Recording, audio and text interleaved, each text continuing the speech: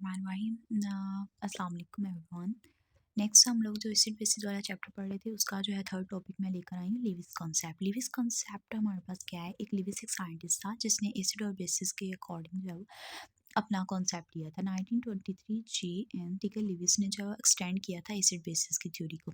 लेकिन जैसे हम लोगों ने पीछे पढ़ा ना कि आर्हीनियस में जो है वो हाइड्रोजन आयन को इस्तेमाल किया गया था और जो ब्रोंस्टेड-लोरी कॉन्सेप्ट है उसके अंदर प्रोटॉन को इस्तेमाल किया गया था। लेकिन लिविस कॉन्सेप्ट के अंदर जो है वो क्या है, इसके अंदर इलेक्ट्रॉन पेयर को जो है उसने इस्तेमाल करते हुए एसिड और बेसिस की डेफिनेशन दी थी। इसके अकॉर्डिंग एसिड जो है वो एक ऐसे सब्सटेंस है जो एक्सेप्ट कर सकता है पेयर ऑफ इलेक्ट्रॉन को। ठीक है, ये यहाँ पे जो एक्सेप्ट कर सकता है पेयर ऑफ इलेक्ट्रॉन को, जबकि बेस एक ऐसा सब्सटेंस है जो डोनेट कर सकता है पेयर ऑफ इलेक्ट्रॉन को।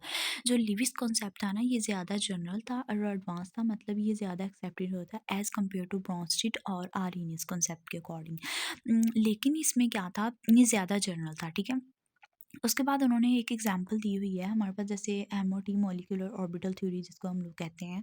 उसमें उन्होंने कहा है कि we can say that trimethylamine as a one pair of non bonding electron. उसके बाद जो ट्राइमिथाइल अमाइन होता है ना, उसमें जो हमारे पास नाइट्रोजन होती है उसके पास क्या होता है कि एक नॉन बॉन्डिंग इलेक्ट्रॉन्स होते हैं। ठीक है, तो BF3 के साथ इसकी जो है एग्जाम्पल देखते हैं। ठीक है, ट्राइमिथाइल अमाइन की। तो इन्होंने क्या किया है, हमारे पास बोरॉन को जो है सेंट्रल एटम बना दिया है जो क्या है इलेक्ट्रॉन डेफिशिएंट है, क्योंकि इसके आउटर मोस्ट में 6 इलेक्ट्रॉन होते हैं। तो इसका अपना ऑक्टेट कंप्लीट करने के लिए, ऑक्टेट मतलब इसके आउटर मोस्ट में 8 इलेक्ट्रॉन होने चाहिए।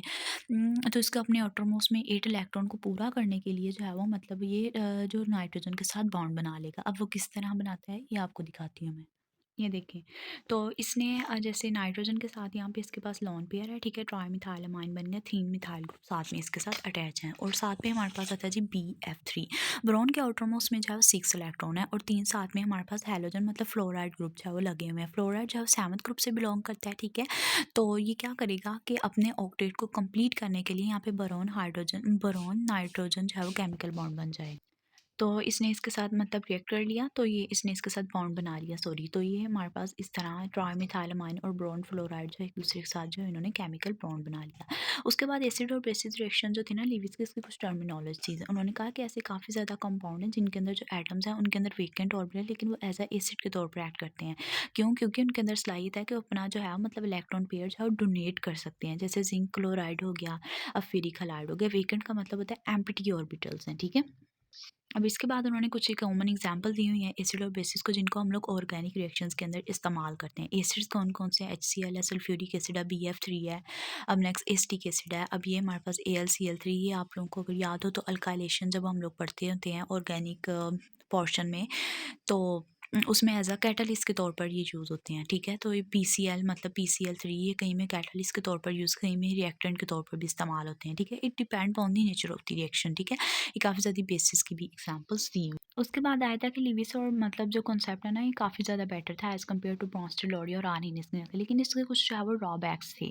वो ये था कि मतलब स्ट्रॉन्ग प्रोटोनिक एसिड मतलब हाइड्रोक्लोरिक एसिड, सल्फ्यूरिक एसिड और जो नाइट्रिक एसिड्स हैं, ये don't come under its classification of acid. ये एसिड की क्लासिफिकेशन में नहीं आते। ठीक है, स्ट्रॉन्ग एसिड इसलिए इनको वो होते हैं जो इजीली डिसोसिएट हो जाते हैं। जैसे हाइड्रोक्लोरिक एसिड जब इसको HCl में करते हैं, HCl है ना, तो ये जब इसको करते हैं इजीली डिसोसिएट हो जाता है H पॉजिटिव में और Cl नेगेटिव में। लेकिन इसके अकॉर्डिंगली मतलब ये होता है ना, इसमें कहा कि इलेक्ट्रॉन पेयर, तो इसलिए ये इसके अकॉर्डिंगली ये स्ट्रॉन्ग प्रोटोनिक एसिड जो है वो क्लासिफिकेशन की एसिड के में नहीं आते। ठीक है, दूसरा इसका ड्रॉबैक ये है कि ये काफ़ी ज़्यादा डिफ़िकल्ट था कि एसिड और बेसिस की स्ट्रेंथ को जो है वो मतलब जो है वो फाइंड आउट करना on the basis of its definition. कि एसिड और बेसिस की जो स्ट्रेंथ उसको कहते हैं एसिड और बेस की, कि उसकी कितनी उसके पास टेंडेंसी है कि अपना जो है वो प्रोटॉन डोनेट करने की, या कितनी उसके पास टेंडेंसी है कि उसको एक्सेप्ट करने की, मैयर करना कि वो कितने प्रोटॉन वगैरह। क्योंकि लेकिन इसने तो यूज़ किया था इलेक्ट्रॉन को, इलेक्ट्रॉन पेयर को, मतलब अकॉर्डिंग टू उसके अकॉर्डिंग जो है वो एसिड और बेस की डेफिनेशन दी थी। तो इसलिए ये जो है वो बहुत ज़्यादा डिफिकल्ट था उसकी जो है मतलब टेंडेंसी या उसकी जो है वो स्ट्रेंथ को मैयर करना। लिविस और बेसिड जो कॉन्सेप्ट था ना एसिड रिएजेंट में ऑर्गेनिक केमिस्ट्री में, that have been divided into 2 types. मतलब जो है ऑर्गेनिक केमिस्ट्री के अंदर 2 टाइप्स में डिवाइड, इलेक्ट्रोफाइल्स के अंदर, न्यूक्लियोफाइल्स के अंदर। जब हम लोग जैसे बेंजीन के रिएक्शन वगैरह करते हैं तो उसमें जो है इलेक्ट्रोफाइल वगैरह जिस तरह आता है वो रिएक्टिव वगैरह करता है, तो वो ये उसमें उसके लिहाज से बात की जा रही है। इलेक्ट्रोफाइल बेसिकली क्या होता है, इलेक्ट्रॉन लविंग होता है, एक ऐसी स्पीशी होती है जो एक्सेप्ट करती है पेयर ऑफ इलेक्ट्रॉन। ठीक है, उन्होंने कहा स्पीशीज़ होती हैं, the species are acid in Lewis terminology. तो ऐसी स्पीशीज़ को जो है मतलब जो एक्सेप्ट करती हैं पेयर ऑफ इलेक्ट्रॉन को, उनको जो है वो एसिड के लिविस के अकॉर्डिंग एसिड माना जाता है। और ये क्या होती हैं एक्चुअली इलेक्ट्रॉन डेफिशिएंस होती हैं, ठीक है। और उसके बाद ये उन्होंने बता दिया इसमें ऑक्सीडाइजिंग एजेंट्स आ जाते हैं और मतलब हाइड्रोजन आती है, उसके बाद आ जाता है जी हमारे पास सल्फर डाइऑक्साइड आ जाती है, सिल्वर आ जाती है, ठीक है। ये उन्होंने बताया न्यूक्लियोफाइल वो होती है जो न्यूक्लियस लविंग ऐसी स्पीशीज जो डोनेट कर देती है अपने पेयर ऑफ इलेक्ट्रॉन्स है। दीज आर लिविस बेसिस वो होती हैं और इलेक्ट्रॉन रिच होती हैं। सारी बात है उसके पास इलेक्ट्रॉन काफ़ी ज़्यादा है इसलिए तो वो मतलब देंगी, अपना डोनेट करना पसंद करेंगी। अब तो एसिड जो है वो इलेक्ट्रॉन डेफिशिएंस है इसलिए वो एक्सेप्ट करना पसंद करेंगी, ओके। हाइड्रोक्साइड आ जाता है, आयोडाइड आ जाता है, इसमें अमोनिया आ जाता है, उसके बाद मेथानॉल आ जाता है इसमें और रिड्यूसिंग एजेंट आ जाते हैं, ठीक है। These reagent are attack at carbon atom that either has full और partial positive charge। मतलब ये हमारे पास ज़्यादा reagents होते हैं वो अटैक करते हैं कार्बन एटम के साथ, या तो फुल होंगे पॉजिटिवली पॉजिटिव, या तो उनके ऊपर फुल पॉजिटिव चार्ज या पार्शियल पॉजिटिव चार्ज आ जाता है, ठीक है।